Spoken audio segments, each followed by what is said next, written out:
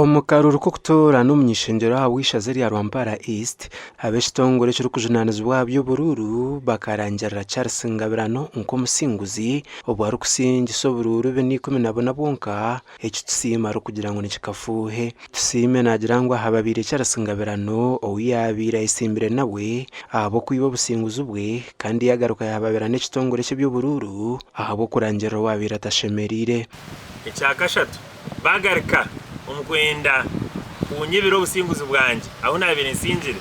polling stations 8 bakwata obururu bwanje bageza ku falsifying in favor of candidate ogu first responded on process ejo barenze register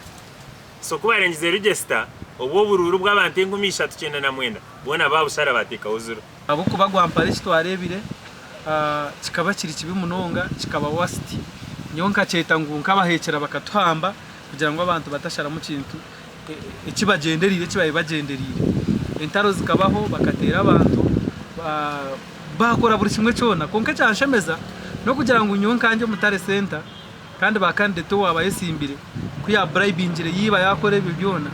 we kuba we ekiyabe nashabane kimwe akanaje ati nyowe mudikiraringe tuzo mukoti ogu yayureko ko ekitongole ky'obururu kyasharizemu polling station zirikuhika 8 aho hari kugira ngo akabasingira higuru namusingira polling station yeye bayina ngo babihindaguture batera ba agents banje babimana ba declaration forms babinga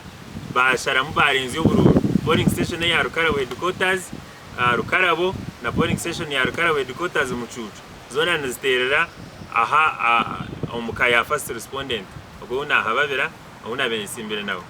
ezo za polling station 5 polling station ndijo nabageta Kashoja Church of Uganda Kashoja 1 Rwakagwe akitwabira tutakarebaga n'abashabakuru n'abakikuru bagwa hasi bagwa cyumura abwe kitwa tukareba nk'entamba syoko nko koreba embundu za Iran niziretwa mwiguru zikabatera muteteka tekire mukirukanka nka bitwarebere mutukabareba twamanya ngu bariyo barwane so businguzi bwitu aina masikongo ekitongole kiramuzini kija kuhura enshonga ze kabantu ronda bebembezi abo kundwa abantu kubebembera bakabakorera bice tukabasa kwikiriza ahabwe cyabiro kurangirira umwembezo wabo batahagirwe abantu bona kuba umwebembezi w'abantu batekundira ebyarangirirwa b'ekitongole cy'obururu byo kwezi 10 ko kubanza umwaka ogu bekabani byoreka ngu Charles Ngabirano wabiratine kibina akihayo bururu mutwaro gumwe 2022 arokuraterwa juru ya tusime karuhanga wa NRM ouhireyo bururu mutwaro gumwe 10 hakakora tawo Richard Byamukamarurangwa na wabiratine kibina ouhiriye burure 2025 hakakora tawo David Mpirwe owabiratine kibina na ouhireyo bururi gana cyanana rero Jean akore kwa muyambi owo kibine cya Nup ati akashemba no burura 5 na mukaga aho TV West and Aidan Bataringaya.